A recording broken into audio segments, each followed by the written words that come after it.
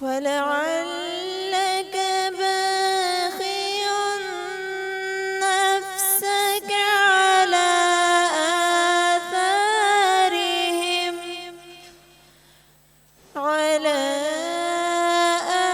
آثارهم إن لم يؤمنوا بهذا الحديث أسفا. إنا جعلنا ما على الأرض زينة لها لنبلوهم أيهم أحسن عملا.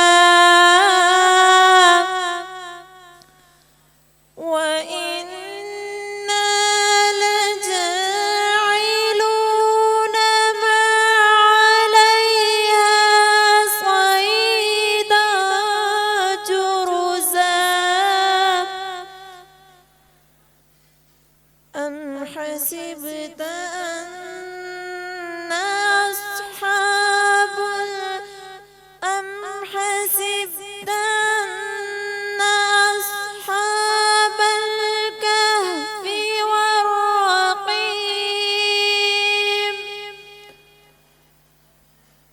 أصحاب الكهف والرقيم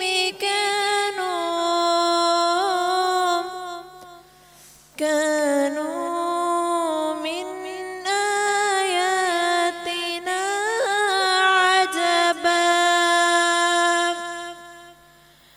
إذ أوى الفتية إلى الكهف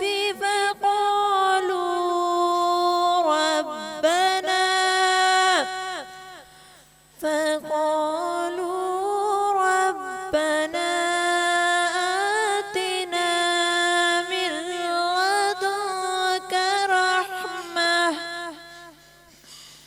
من لدنك رحمة وهيئ لنا من أمرنا رشدا.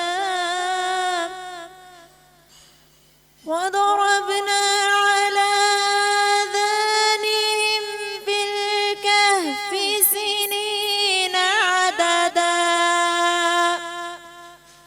ثم بعثناهم لنعلم